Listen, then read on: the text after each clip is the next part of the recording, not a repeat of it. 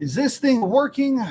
Are we live? Looks like we're live. What is happening, everybody? Hope you're having a fantastic whatever day you're watching this. Uh, what's new in automotive news? Nothing. That's the problem. So, it's basically an open chat tonight. If you've got questions, modifications, motorcycles, cars, trucks, doesn't matter. Doing a bit of a short show tonight. Not going to take this one too deep into the weeds, but wanted to touch base with you guys and find out what it is that y'all are up to and what it is that y'all are working on. So, coming into tonight's chat, this is May 28th, which is to say that we're coming up on midway through the year 2024. And as we're coming up on midway through the year of 2024, typically automotive manufacturers will start to put out their 2025 vehicles. Well, Ram has been doing that. We've seen where the Ram 6-cylinders have already started showing up at dealers. And I mean 6-cylinders as in the Hurricane 6. But the problem is that, well, as of late, nobody has really cared. I don't understand this. This is a huge phenomenon with Mopar, and it's something that I just can't seem to understand. You would figure that at this stage of the game, somebody would have already picked up one of the Hurricane 6 trucks and have gone absolutely bananas with it, but yet that's not the case. You also don't see anybody lining up one of those trucks to go up against any of the 5-liter variants. Talking about the Ford.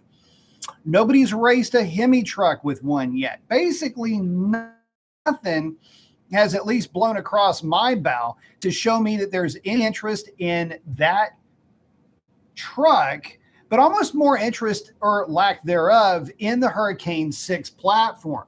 Now, this is really disappointing for me. I was looking forward to this potential rivalry, Hurricane 6 versus the world, but yet we're really not seeing it. And, for the guys that are looking forward to whatever variant it is that you like, whether it's the regular truck, with the standard output, the higher end trim packages, pick one.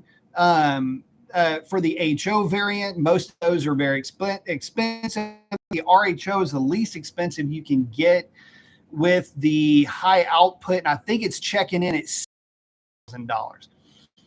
But that's a bit of a problem. See, the thing is, you're talking really deep dollar bills for uncharted territory for a lot of guys, especially an engine that doesn't even have a dipstick. Whether you get a standard output or the high output, they're both, I guess, high output 6-cylinders, but whether you get the standard or their so-called high output variant, it's going to not have the dipstick, which apparently, due to one of the videos that I put out recently, is a bit of a hot button topic. And for me too. But it's not a dipstick that's keeping people from jumping up into the middle of these trucks. Is it cost? I mean, the costing doesn't seem like it's altogether that different. Is it an uncertainty with longevity? I don't want to be the first person to jump into the pool type thing. And look, I don't know.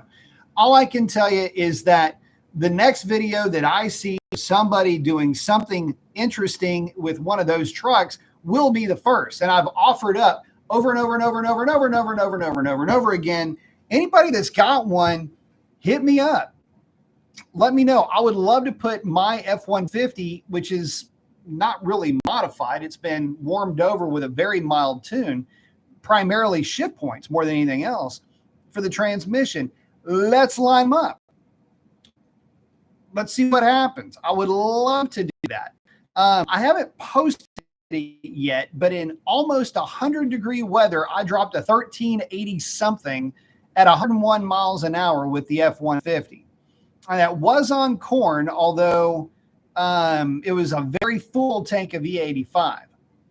And that was just something more to just get out there and see if it would do it.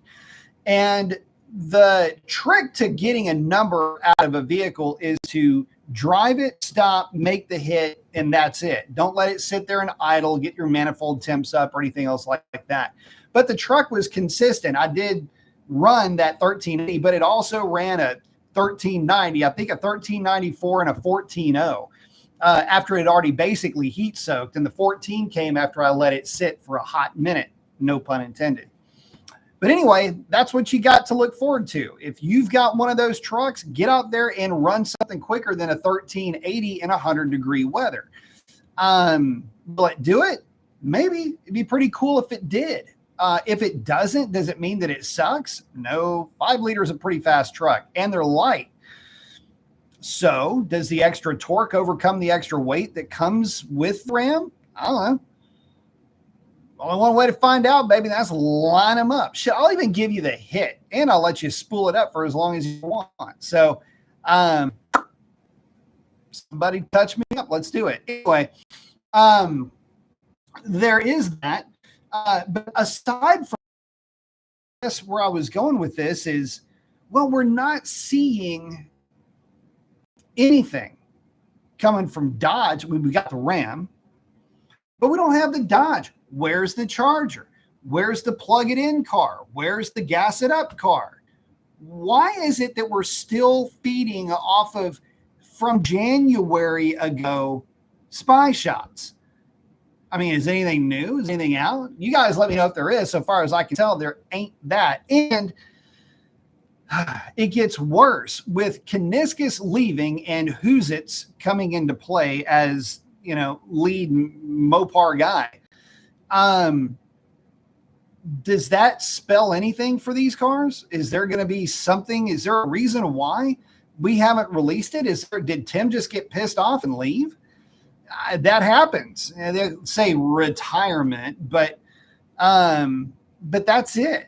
Yeah, maybe there's something going on there, and there's a holdup, and well, we lost a Kuniskis in the process. Bummer, really. But I would like to see something from Dodge on that vehicle soon. I mean, we are already sitting here in that model year. It's 2025 model year, time for release. Now, I know, or at least I think, that there may be some differences with how manufacturers are saying a car is a 24, 25, whatever. I know that my Ford was born in December of 23. It was still called a 23. Weird. There's that. But I guess my expectations just haven't been met. I was assuming, I guess, I don't want to use the word hope, but you'd have thought that we'd have seen that Charger by now. You'd have thought that that Charger would have been going up against 650s. Put them on a tire, put them on the street, hit them for a roll, do something neat. I don't care. Do anything to garner a little bit of pub. Are we going to wait this long only to find out that it gets its arse handed to it by an S650 Mustang? I mean, listen, that's not a knock on the S650. Cars are fast, like legit fast. Is this going to be one of those types of things where the extra power is not overcome by the extra weight, and you end up with, once again, in parity, two different vehicles? I don't know. And a lot of folks will say, well, the Mustang, you put it on a tire. Mustangs hook on the street. They don't have the torque down low. They have the power up top. And Mustang horsepower is faster than other folks' horsepower. Them horses got a little bit more giddy up in them. At least that's what I've discovered, especially with my time with this truck. Holy shite. The 5-liter, especially the 4th gen, is not to be underestimated. I do not care what it says on the numbers, and I do not care what it shows at the drag strip, because you put that thing on the street from a roll, it is scurry how fast it'll accelerate. So at least all things considered, right? So is that what's happening? I mean, are they worried about impending ass kicking? I mean, it's a boosted car. It'll do great at altitude. I don't see what the problem is. Put something out there into the world for us to start getting excited about. I can't keep telling you that I'm not excited about Dodge anymore. And I need something to talk about. I mean, I can't sit here and just, man, Dodge suck, man, fuck Dodge. I can't be that guy. But shit, I mean, we're not getting enough of anything coming from anybody to keep anybody really invested emotionally in this. So there is that. Let me check with you guys. Is in.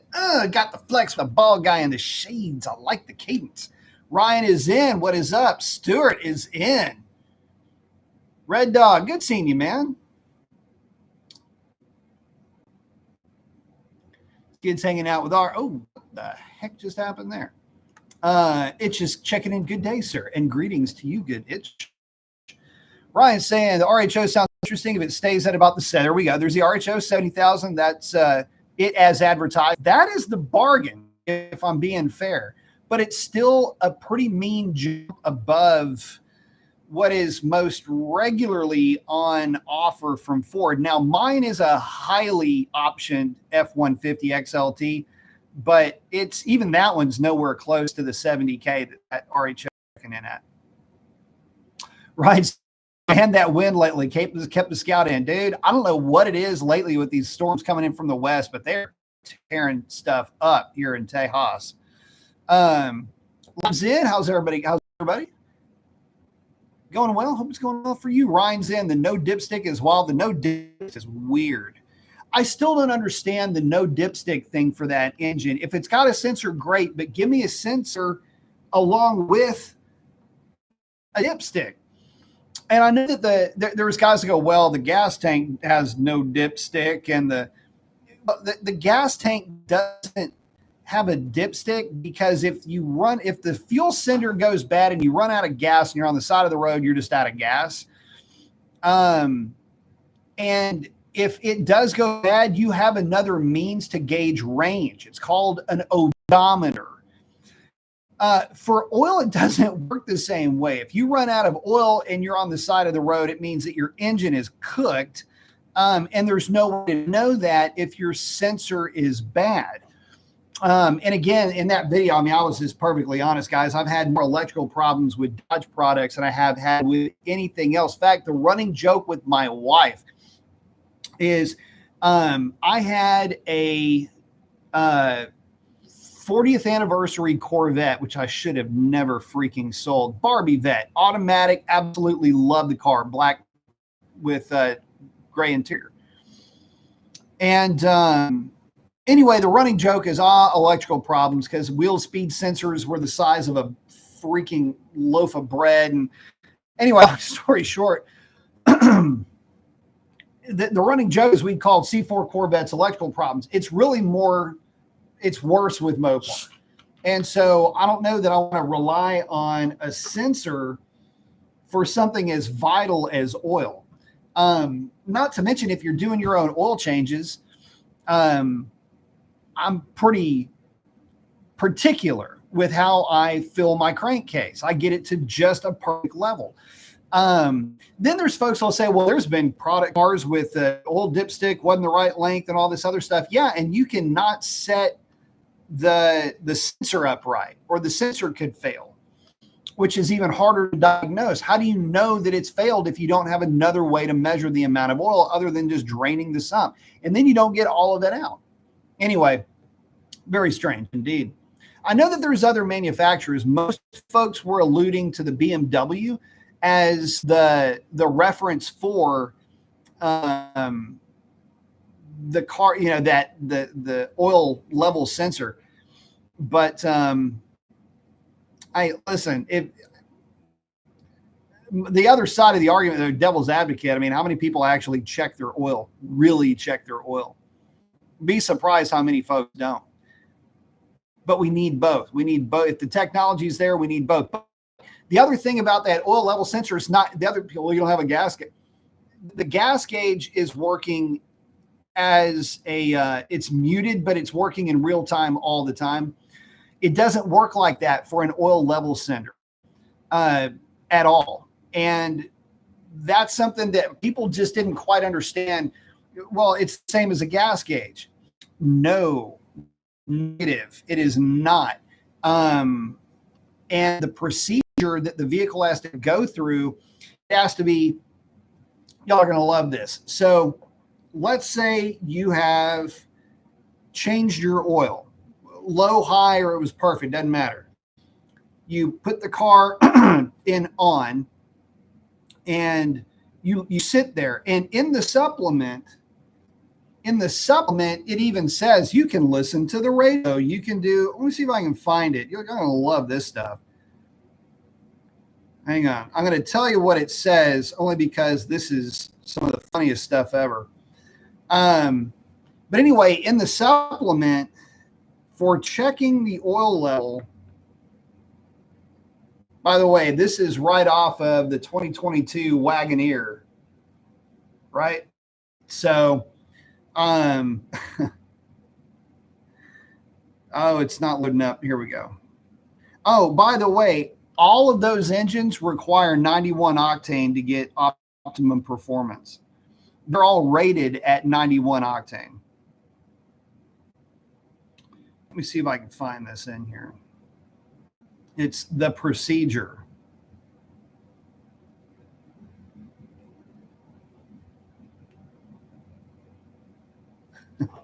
Okay, I'm gonna show you this. If it'll focus. Focus, you think? Go. Run the engine until the oil temperature is above 120 degrees Fahrenheit. Park the vehicle on a relatively level ground. Turn the engine off and wait 4 minutes. If you choose to stay in the vehicle and want to listen to the radio while waiting, it is acceptable to have the ignition switch in any position, off, on, run, as long as the engine is not running. Start the engine and the new oil level will be available in the vehicle info menu. Accessible via the instruments cluster display controls on the steering wheel. I can't make this kind of shit up. It's in the freaking Wagoneer supplement. Okay, so I'm going to sit there and wait 4 minutes. Okay, makes sense because you got to let everything drain down and find its level. And, you know, so you run the vehicle, you turn it off, or you turn it on because either way on the switch is acceptable. You can listen to the radio. Have a beverage. Instead of just going over there and going, hey, man, where's the oil level? By the way, wives still, a lot of the guys were saying, well, you got to let it warm up and it's got to do this, that. Guys, I've checked my oil hot and I've checked it cold. There is like a amount of difference between where the oil finds itself on the level. So there is that. Anyway, figured I would share that with you guys as well. Skid saying we had some bad storms this morning. It was a nice afternoon for a ride, but had to help out my dad clean up after the storm. Everyone's safe. That's all that matters. Yeah, we got some wind down here too, but nothing like what Dallas got. Dallas got a piece of what we got down here a couple of weeks ago. That's still people cleaning up after that. Yeah, right. Texas has been getting tore up. And yeah, so Skid's bringing up the Hornet. Yeah, we keep seeing stuff on the Hornet. And some shit. Oh, God, man, whoever's over marketing, can you not? It's like, are you getting paid to make the cringiest, worst ads ever for an automobile that's going to be purchased primarily by dudes? Ugh.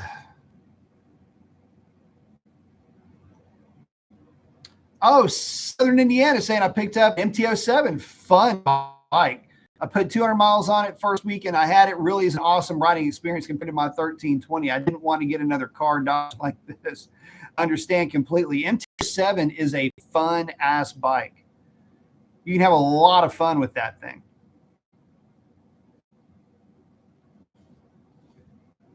Matter of fact, I've got the Distinguished Gentleman's Ride coming up for Triumph, and I need to verify the date on that.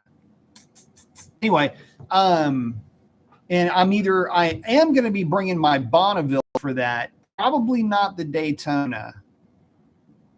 I'll just because of reasons, but the Bonneville may be featured at the booth, and I may be riding that fully faired, tricked out Thruxton, which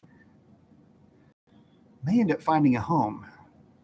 My wife is on me about getting a final edition Thruxton too. She wants that in the garage right now, and I have no way to get my hands on one.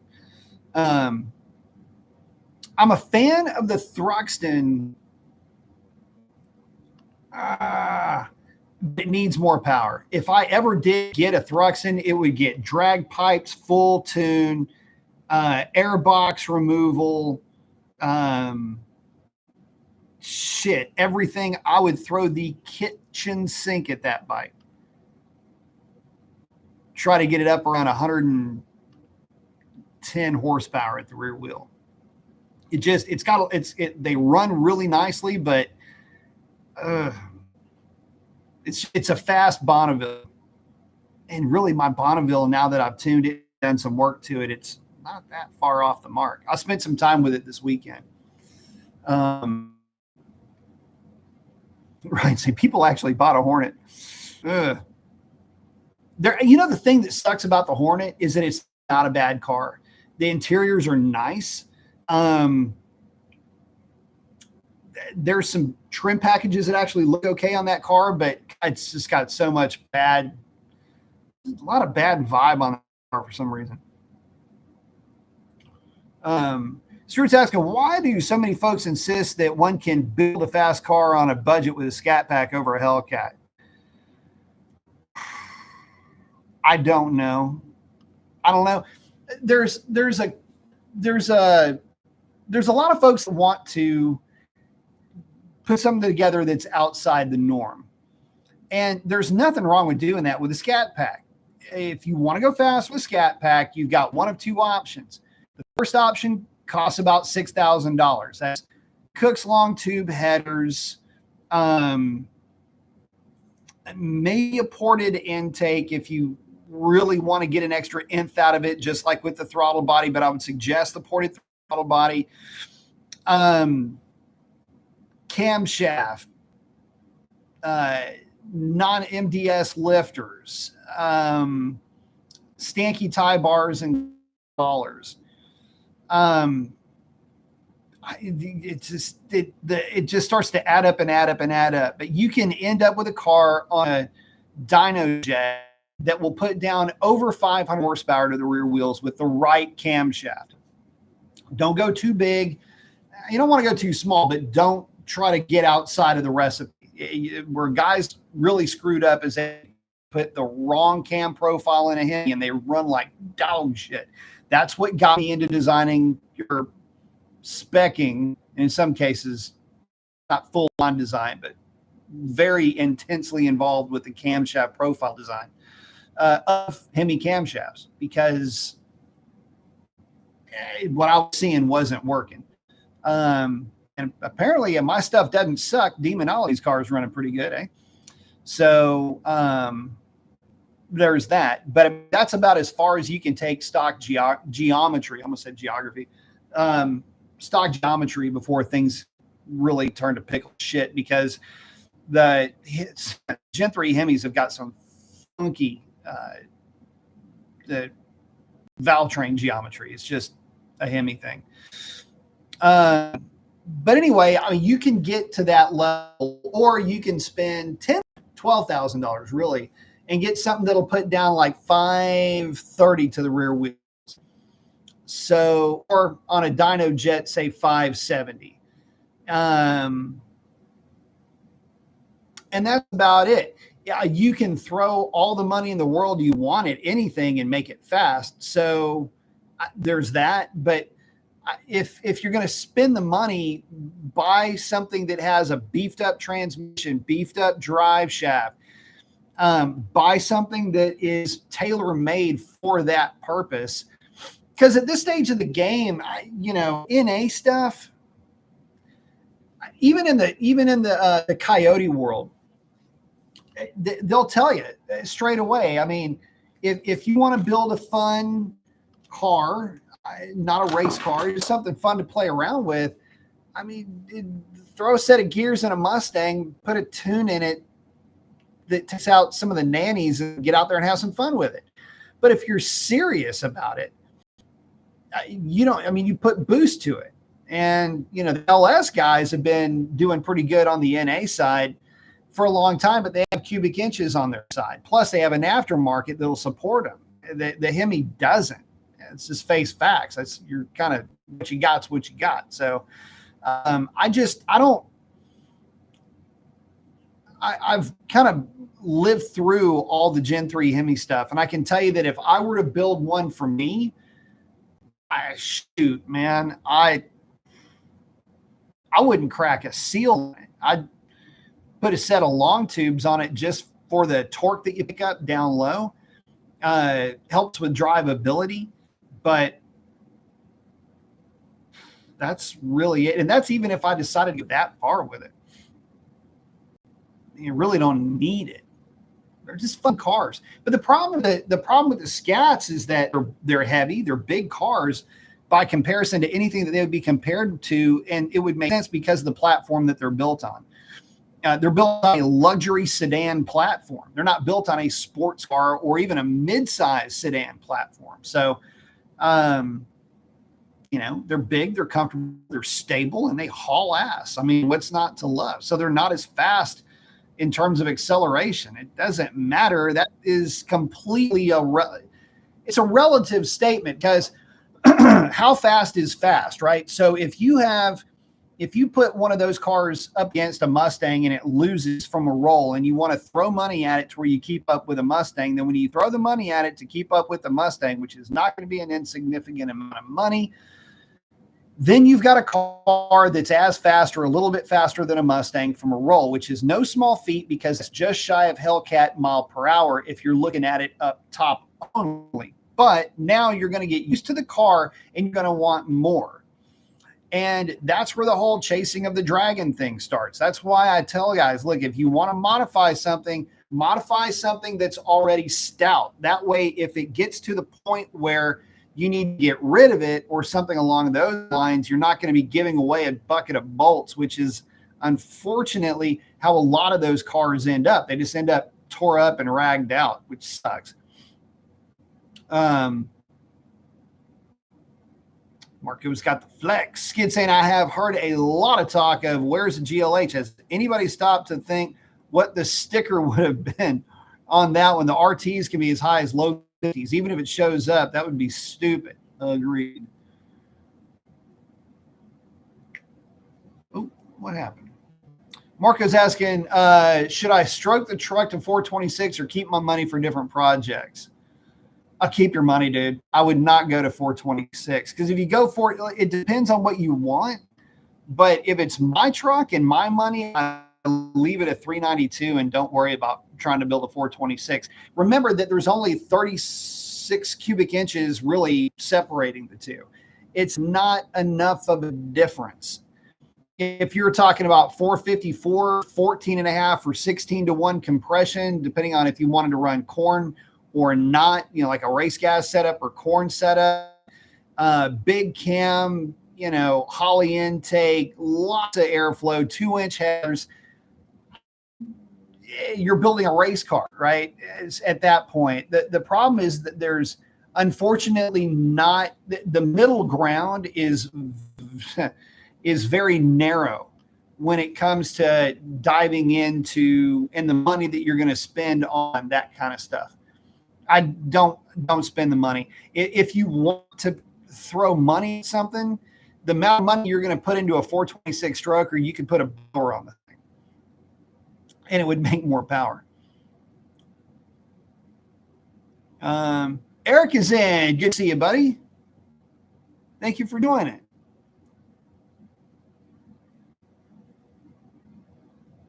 Skid say, I thought you might be riding the T-Bird. You know what? The T-Bird was up for, it's the next one to get ridden. But not in the Distinguished Gentleman's Ride. I will be on the Bonneville. The Bonneville, and Bonneville is a proper little hot rod. And there's going to be some T-Birds there. There's like 3 or 4 T-Bird Storms. Lots of Bonnevilles, as you would imagine, but not too many in the rocker style that I built mine in. So, plus I kind of want to catch a race. I've got a dude I'm going to try to bait a race with on a Speed Twin. He just doesn't know it yet.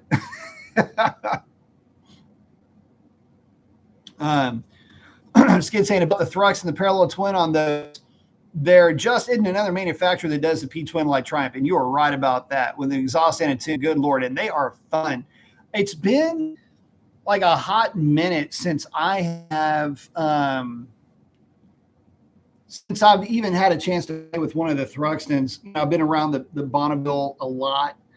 The only parallel twin, well, the only Bonneville variant that I was a little bit like about, it's actually one that I liked a lot. I really enjoyed riding it. But the problem with this bike is that the tune is what kills it. It's the Speed Twin. That bike with not even a timing bump. Well, maybe throw a couple of degrees at it up top, and then just let it eat up top. Is a fun little bike, but it's too much of an in-between bike between the Bonneville and the Thruxton. But I do like the tune is a lot cleaner on the Thruxton. I will say that. Bruce is in, said, "Hey B, it's been a while since I've been here, but would you know what could cause my 2017 Corolla's AC to crap out right randomly in the intense heat? Low refrigerant, probably low on refrigerant. Yes." And that is the low pressure switch, not allowing the compressor to kick on. Moto X, greetings. Eric is saying hello to Bruce. Eric saying, I've seen one brand new Dodge Hornet SUV today in Philadelphia, Pennsylvania, but the dealership I know says they can't sell any of them because people don't care for them. Yeah, I understand. Dog's asking, does a 410 gear versus a 390 on a Tremec 6 make sense? No, you wouldn't. There's no mathematical variance really between the two. And really a 410 versus 390, it used to be like you would have a range,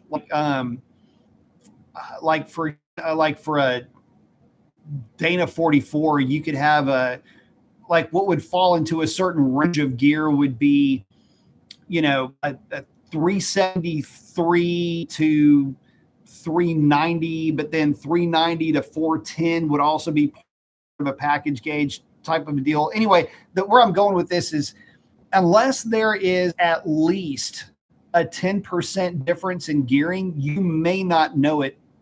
I mean, you could swap gears and you wouldn't even know that the gear was in it. So no, I wouldn't worry about re-gearing at that point.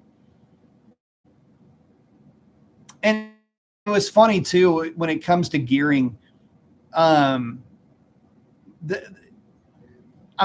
380 gear that came in those cars is actually a really good gear for that setup. Oh, Eric's hanging out with Red Dog. Marco, thank you. Eric's checking in with everybody. Sovereign is in. Car Wash is in. What's up, man? Looking good. Hey, looking good, brother. Motorbike saying Tim Kuniskis returning to salvage Dodge rumor.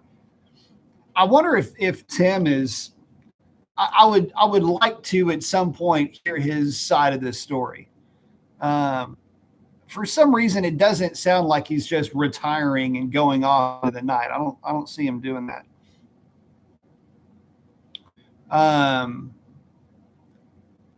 Skid saying, "Hey, Sovereign." Ryan's asking, F4 Corsair or the Hellcat from the Pacific Theater? Well, it depends on what your values are. So, aircraft to aircraft, the F4U is going to technically be faster, if that matters. But the Hellcat had a better turning performance.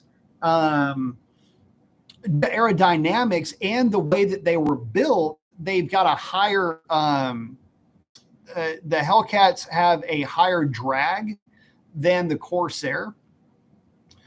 But they were easier to fly. They had a lower stall speed than the Corsair. So, and both of those aircraft benefited from being developed as a carrier-based fighter dealing with other carrier-based fighters of their day. The Hellcat being kind of an offshoot from the F6F, they're not really interchangeable, but you can think of it as a spiritual successor to the Wildcat, where the Corsair was to the Navy what the Mustang would be to the Army Air Force at the time. Something that had good altitude performance, something that was just basically a hot rod that flew off of an aircraft carrier. My grandfather was in the Navy at the time, and he wasn't a pilot. He was, well, when you're in the Navy back then, you did a lot of stuff, but one of his duties was a tail gunner in a SB-2C, I think is what he would fly around in when he was doing a tail gunning thing. The guys preferred, in many cases, the Hellcat over the Corsair just because, again, easier to fly. Both of them could take a lot of damage. They both used the Wright R2600 engine, but in its as installed configuration in the Hellcat, it didn't have the same oil cooling capacity, charge cooling capacity. It was down by, I would like realistic number, it was probably down by about 5 or 7%. That's kind of where some of the speed differences come into play. There's a lot of guys that swear up and down one or another. The reality is that they were both really good. I think that if you were to have one in your backyard, you want to have a Corsair just from the sex appeal of the Corsair. But either way you go, I mean, you would not be going into a conflict unarmed. It's just that okay, so when you compare outright performance of all the high performance aircraft, the Hellcat is at the lowest end of the spectrum. Like the Sea Fury, it'd be the Sea Fury, the Corsair, really not out of Germany, but the 190 gets thrown in the mix with that a lot. Anyway, you're not going to see a lot of folks that will pick the Hellcat over a Corsair, but the reality is that it was better. The cockpit in the Corsair was all a little bit more intuitive for the earlier models. After that, there was like 2 generations of the Hellcat. The later generation, a little bit better cockpit.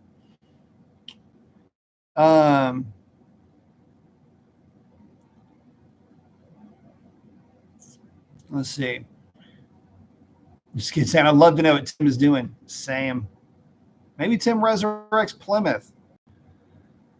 Maybe. I'd be surprised if he didn't wind up at Chevrolet or Ford. This rumor was Ford was interested in purchasing Dodge. That would be interesting.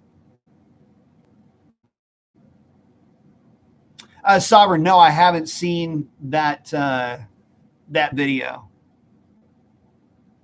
but I'm looking forward to seeing it. This kid's been in my Uncle 66 Cherokee. Things a little sketchy, but always having a good time. Oh yeah. Yeah, the old dudes used to love the Chiracas. They would yeah, some of those guys were pretty interesting. Yeah, I saw the P-51 flying next to the F-22. Those are sweet aircraft. Moto X is liking the Kate. Nice. Ryan saying crowdfund Plymouth. Let's do it. But yeah, the Warbird stuff, I love it. It's funny because, like, you know, all the early examples of those aircraft were built without knowing what you were supposed to have as a Warbird. So they were all race planes and aerobatic planes. And most of them were kind of built in a bit of a vacuum from each other, which is kind of strange when you think about it. P-40, early like Mark 1, Mark 3 Spitfires, BF-190. The European theater stuff was, they're all kind of interchangeable in a way.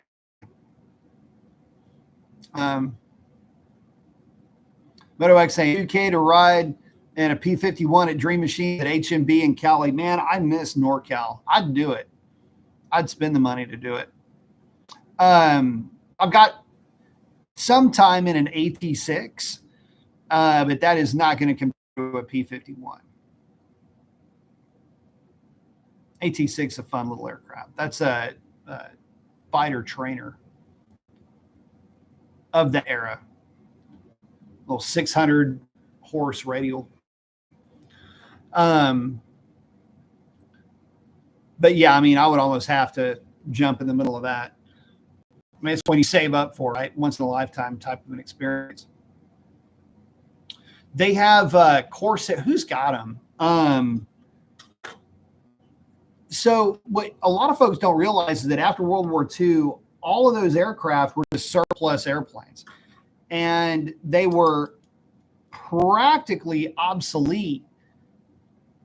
Most of them, honestly, were obsolete as the war was ending. You had some higher performance prop jobs that were hitting the scene that would have taken the place temporarily, but of some of those aircraft. But once jets really got redefined, the piston stuff, although really pretty to look at,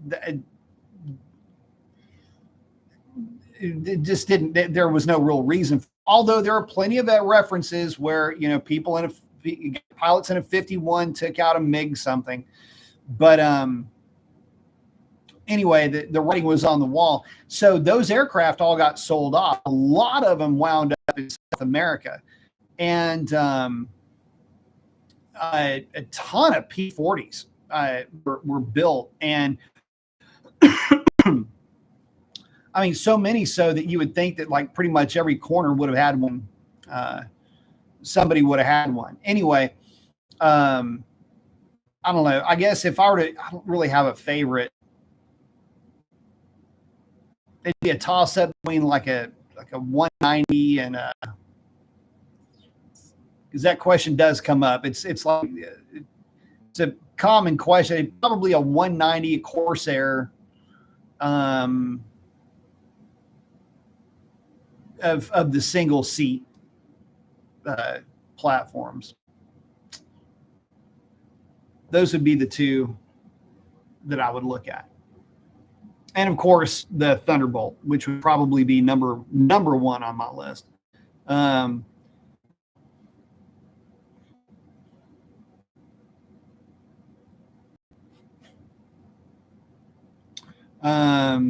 saying, I like the fighter stuff. Yep. Ryan saying, don't forget Korea. Oh, dude, F-86.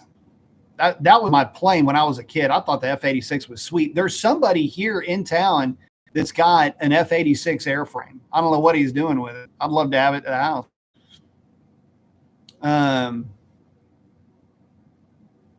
Oh, sorry. It's crazy to know that F-22 Raptor is from the 80s. It was developed in the 80s. But it is not, none of its electronics payload is from the 80s. Believe me when I tell you that. Ryan's saying, I need a P-40. I think the Scale Wings SW-51 is more likely in my future. There's some, who was it that was building there for a hot minute? There was somebody building the reproduction 190s. I forget what end they were using, but you could build basically a true to form 190 if you wanted one.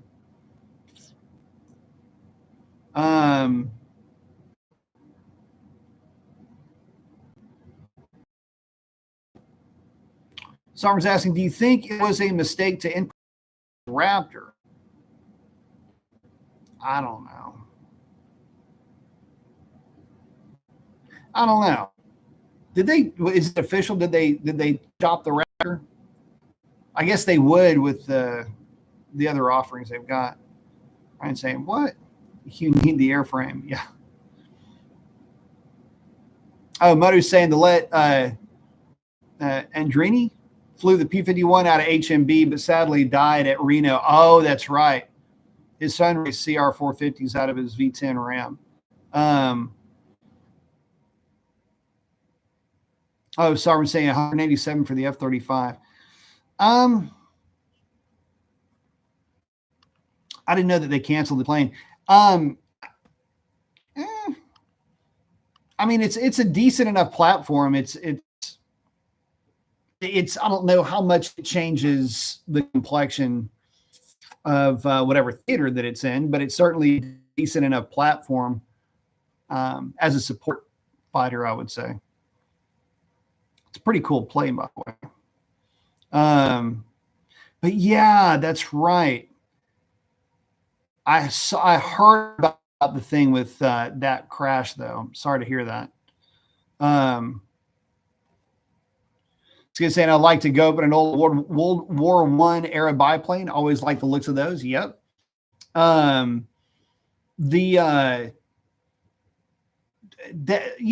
one plane that I haven't ever had a chance to experience is a Stearman, which is about as close as you can get to one of those. But lots of left rudder on takeoff on those old biplanes, though. Yeah, lots of left rudder, lots of left stick. Because they have a tendency, they like to torque over. Anything with high horsepower does, but the older stuff, the lightweight, they would have a tendency to act a little goofy. Throttle is your friend and your enemy. The running joke with the Sopwith was you would literally fly it under power takeoff is full left stick. I think it was full left stick, half right rudder for takeoff. If you're really trying to get the thing up in the air quick, because it would literally try to do some fun stuff. Yep, F-35, jack of all trades.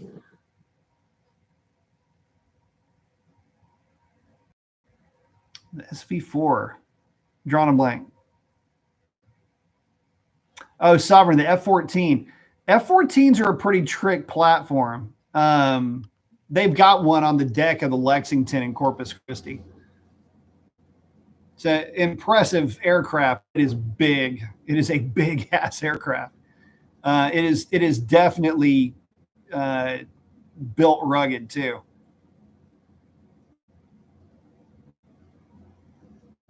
Ryan saying F-15 or F-16, both of those classic 70s hot rods, 80s hot rods. It's a shame that the F-16 is a great aircraft. It's just a shame, really. F-16 being the significantly less expensive airframe than the 15, but they're both really good. The guys that I've talked to that have flown the 16 absolutely love it. There was a guy at the Hiller Aviation Museum that had flown 16s quite a bit, and he said of all the aircraft that he had ever flown, and he had Vietnam era guy, but of all the aircraft that he'd flown pretty much anything worth mentioning, that the F-16 was the shit to fly. I said from a maneuverability standpoint, you'll never shake it. Nothing with a jet engine will shake a 16, regardless of what it is. They're small. They handle unimaginably well, but they don't have an electronics package that the 22 or the 35 or anything does. So, from an airplane point of view, though, they're a badass aircraft. Saying, yep, meant to carry all those Phoenix missiles. Better believe it. The Phoenix, the cruiser killer.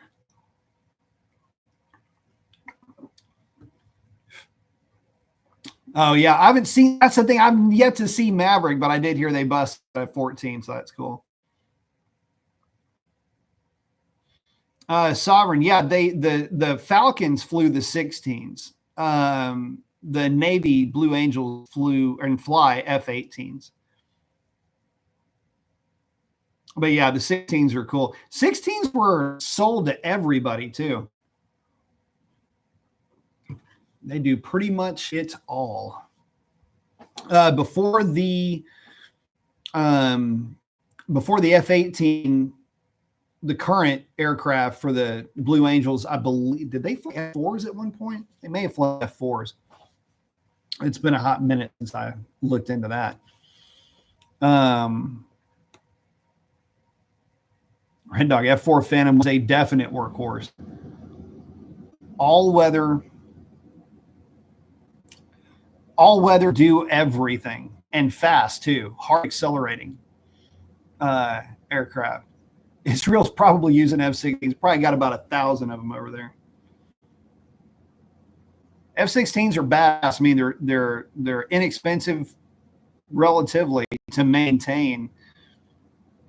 They're about as durable as an anvil, as long as those electronics, they've got triple redundant systems. As long as they've got electricity going to them, they work. Good aircraft.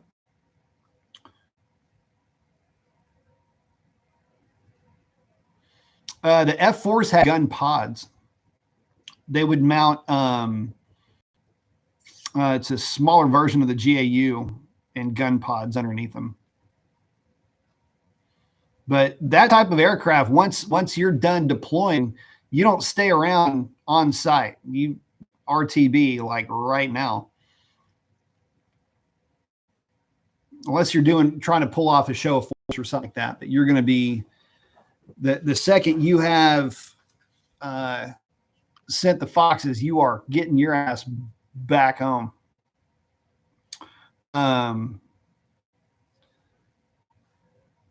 But yeah, love me some aircraft. Anything that flies, I absolutely love it. The older stuff, the older the better, really. I was a huge nut when it came to the old piston stuff. Ryan, that was an F-15 that used the missile to knock the satellite. I forget exactly how they did that. I forget, man, how did they do that? I remember that, though, they did something, use some type of, I don't know what kind of ordnance it was, rocket powered or what, but they flew that thing up to a stupid altitude and sent it. That was kind of cool. German 6 NGAD. All good stuff. But yeah, anything aircraft related, I love talking about it. I'll tell you what, I do miss a lot of the guys that I would work with at the museum. Those guys were really, really cool guys, especially the ones, the military stuff is one thing, but the civil stuff, nobody really gives it any, like, oh, just a civil aircraft. Listen, the guys that were overseas pilots, the 747 guys, dude, I mean, how they are still alive or were still alive at that time is beyond me. I mean, these guys, well, I know they drank. I don't know by how much, but I know all of them still drank, but they lived off of cigarettes and coffee. Like, that's all. If you saw one of them, you would have cigarette and coffee, or at least a cigarette or a coffee. And they're on their way to get the other one. It was pretty funny. But those dudes would party back in the day, dude. They still would call stewardesses air mattresses. I mean, it was just like, what? So, yeah, good stuff.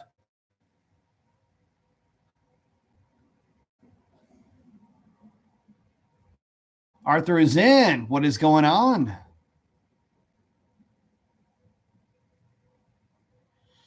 Oh, so nothing coming out of Russia is going to fuck with the 22, dude.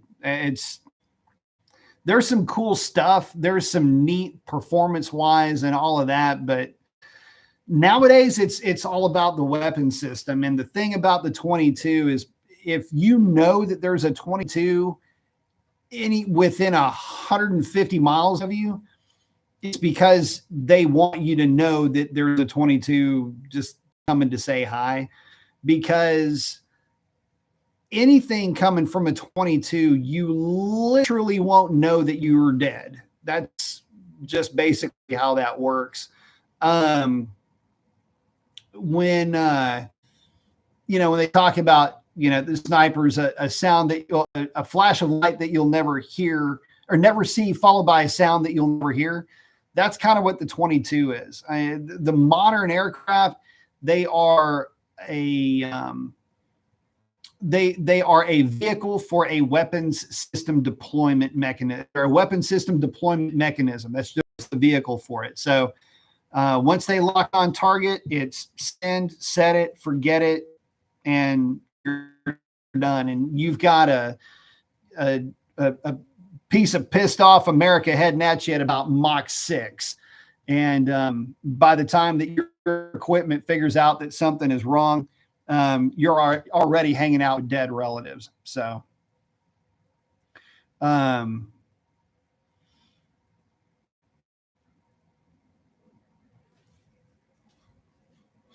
Ryan's liking the B1, dude. B1's pretty sick looking, dude. He's saying, I don't know nothing about planes. They're built by third-party contractors. So Boeing, Lockheed would be the two that you would think of immediately. Yeah, those are third-party contractors to the U.S. government. And that's who builds them. The U.S. government doesn't actually build them themselves.